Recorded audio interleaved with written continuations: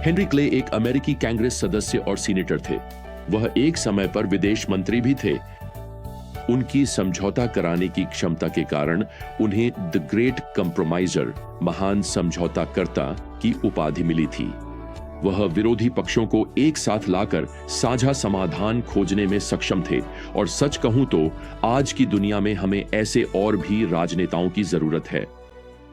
लेकिन मैं आपको बताना चाहता हूं कि जब मसीह के सुसमाचार की सच्चाई की बात आती है तो वहां कोई समझौता नहीं हो सकता।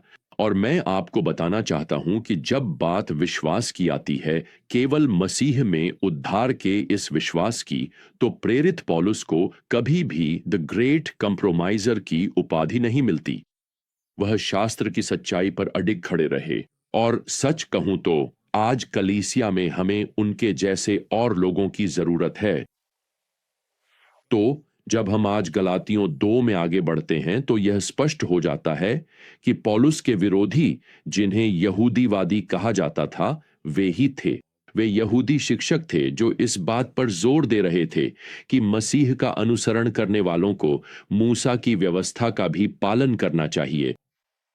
अब यह मुद्दा उन अन्य जातियों के इर्द गिर्द था जिन्होंने मसीह में विश्वास किया था। यहूदीवादी सिखा रहे थे कि इन अन्य जाति विश्वासियों को अन्य बातों के अलावा खतना की विधि भी अपनानी होगी। वास्तव में प्रेरितों के काम 15 में यह पृष्ठभूमि दी गई है कि ये यहूदीवादी खतना को उद्धार के लिए आवश्यक बना रहे थे। खैर, अनुग्रह का सुसमाचार नहीं था जिसे पौलुस प्रचारित कर रहे थे। पहले अध्याय में पौलुस ने स्पष्ट कर दिया था कि उसका संदेश सीधे प्रभु से मिला है, और अब यहां दूसरे अध्याय में पौलुस स्पष्ट करता है कि उसके संदेश को अन्य प्रेरितों द्वारा भी स्वीकृति मिल चुकी है। पौलुस एक बैठक का उल्लेख करता है, जैसा कि वह यहां दूसरे अध्याय की पहली आयत में लिखता है। फिर 14 वर्ष बाद मैं फिर से बरनबास के साथ यरूशलेम गया और तीतुस को भी अपने साथ ले गया। अब यह हमें बताता है कि पौलुस यरूशलेम की कलीसिया से स्वतंत्र रूप से सेवा कर रहा था, लेकिन उसका संदेश उनसे अलग नहीं था, और अब यह यात्रा इस बात की पुष्टि करेगी। अब यह स्पष्ट नहीं है शास्त्र से कि यह यात्रा कब हुई थी। यह वह समय हो सकता है जब पौलुस और बरनबास ने प्रेरितों के काम 11 में वर्णित राहत का चढ़ावा लाया था, या शायद यह तब हुआ जब वे यरूशलेम गए थे उस महान परिषद की बैठक के लिए, जिसका वर्णन प्रेरितों के काम 15 में है, जिसमें विशेष रूप से गैर यहूदियों को कलीसिया में शामिल किए जाने के मुद्दे पर चर्चा हुई थी। खैर, आप जानते हैं, यह जब भी हुआ हो, पौलुस का मुख्य बिंदु यह है कि उसकी यात्रा ने अन्य प्रेरितों का समर्थन प्राप्त किया। यह यहूदीवादी थे जो भ्रष्ट संदेश का प्रचार कर रहे थे, पौलुस नहीं। अब पौलुस को अपने संदेश पर कोई संदेह नहीं था वैसे, और वह तीतुस को साथ लाया था ताकि सुसमाचार की शक्ति का उदाहरण प्रस्तुत कर सके।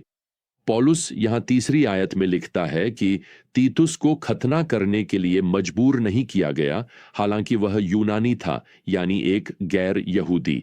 दूसरे शब्दों में इसका मतलब यह है कि यरूशलेम की कलीसिया, जो यहूदी मसीहियत का केंद्र थी, उन्होंने तीतुस से खतना की यह विधि अपनाने पर जोर नहीं दिया, और न ही उन्होंने किसी अन्य गैर यहूदी विश्वासियों के लिए इसकी मांग की।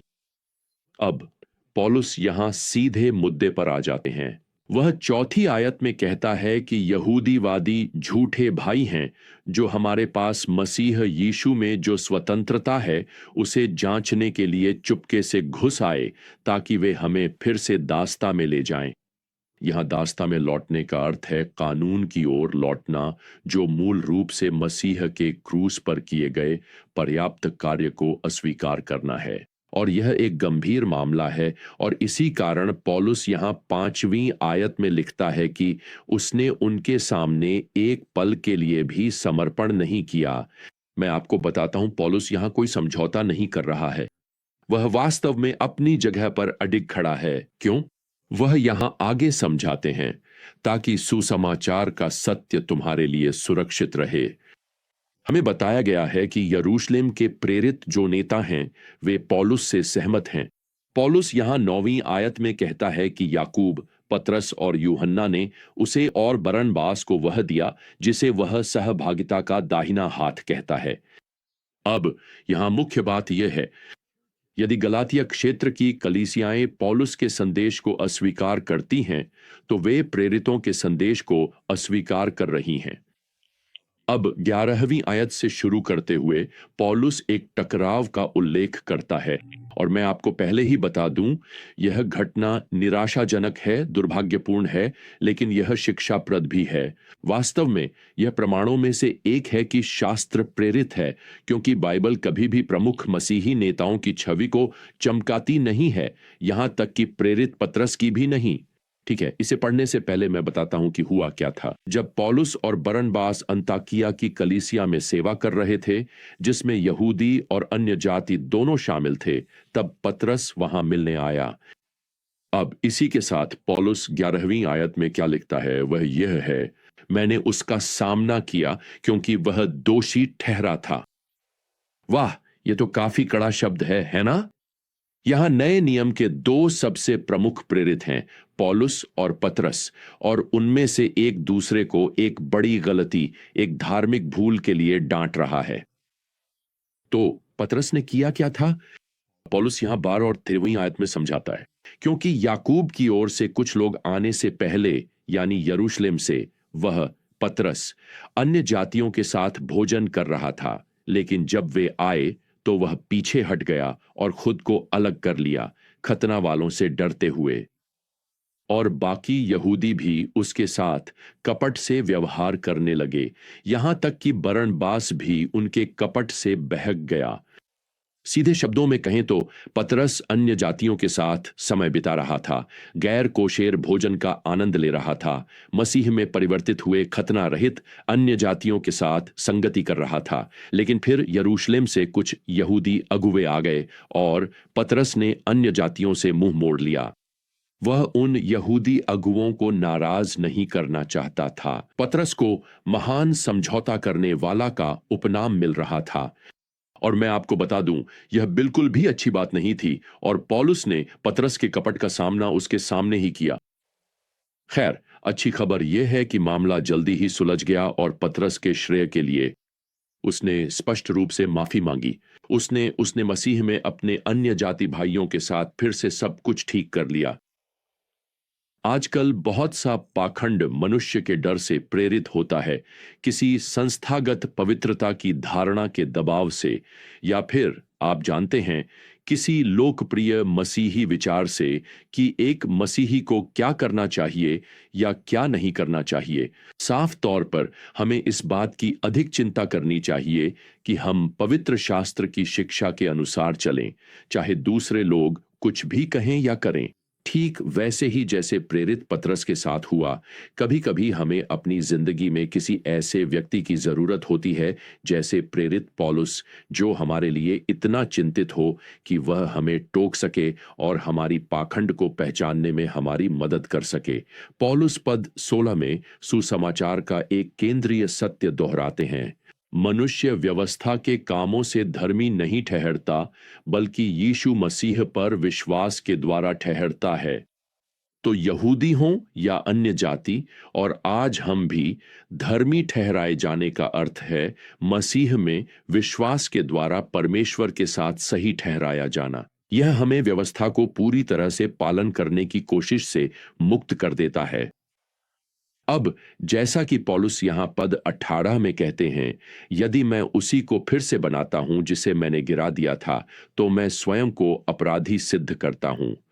पौलुस कह रहे हैं, अगर मैं लोगों को फिर से पुराने नियम की व्यवस्था की ओर और नए नियम की अनुग्रह की खुशखबरी से दूर ले जाता हूं, तो मैं बस उसी झूठी शिक्षा को फिर से खड़ा कर दूंगा कि धर्मी ठहराया जाना कामों के द्वारा होता है। मैं तो उसे गिराने की कोशिश कर रहा हूं। पौलुस यहां पद 20 में लिखते हैं, मैं मसीह के साथ क्रूस पर चढ़ाया गया हूं। अब मैं नहीं, बल्कि मसीह मुझ में जीवित है, और जो जीवन मैं अब शरीर में जीता हूं, वह मैं परमेश्वर के पुत्र पर विश्वास करके जीता हूं, जिसने मुझसे प्रेम किया और अपने आप को मेरे लिए दे दिया। वाह, कितना शक्तिशाली पद है। विश्वास के द्वारा, केवल मसीह पर भरोसे के द्वारा हम उसकी मृत्यु, गाढ़े जाने और पुनरुत्थान में उसके साथ एक हो जाते हैं। हम पाप की शक्ति के लिए मर गए, अब उसका हम पर कोई दावा नहीं रह गया है। हम गलत दिशा में जा रहे थे, लेकिन अब मसीह के द्वारा हम सही दिशा में जा रहे हैं। मुझे कॉलेज फुटबॉल के इतिहास की एक घटना याद है। यह 1929 का Rose Bowl championship football match था। एक खिलाड़ी ने फंबल उठाया और टचडाउन के लिए दौड़ने लगा। प्रशंसक चिल्ला रहे थे और जयकार कर रहे थे। समस्या यह थी कि यह फुटबॉल खिलाड़ी, जिसका नाम रॉय रीगेल्स था, वह गलत गोल लाइन की ओर दौड़ रहा था। वह भ्रमित हो गया था। खैर, जैसे ही वह गोल लाइन पार करने वाला था, उसे उसके ही एक साथी खिलाड़ी ने टैकल कर लिया। 1923 में अपनी मृत्यु तक वह उस दिन मिले उपनाम से जाना जाता था, रॉन्ग वे रीगेल्स। खैर, उसने जितना तेज हो सका दौड़ लगाई। असल में उसने 65 गज तक दौड़ लगाई, लेकिन वह गलत दिशा में दौड़ रहा था। ठीक ऐसा ही एक प्रेरित पतरस के साथ या गलातिया में रहने वाले इन भक्त विश्वासियों के साथ या पूरी पूरी कलीसियाओं के साथ भी हो सकता है। हम आज अपने चारों ओर के दबाव और शोरगुल से भ्रमित हो सकते हैं। पौलुस यहां प्रभावी रूप से कह रहे हैं, आइए हम सही दिशा में आगे बढ़ते रहें। आइए हम व्यवस्था की ओर वापस न मुड़ें। आइए हम व्यवस्था को मानने या किसी नियमों के समूह पर भरोसा न करें। आइए हम अपना विश्वास मसीह में रखें। आइए हम मसीह में अनुग्रह और स्वतंत्रता की ओर दौड़ते रहें। यह केवल मसीह में विश्वास और भरोसे से ही आता है। तो जब तक हम अगली बार फिर से यात्रा शुरू नहीं करते, प्रियजनों, प्रभु यीशु मसीह का अनुग्रह, परमेश्वर का प्रेम और पवित्र आत्मा की संगति आप सभी के साथ बनी रहे। आमीन।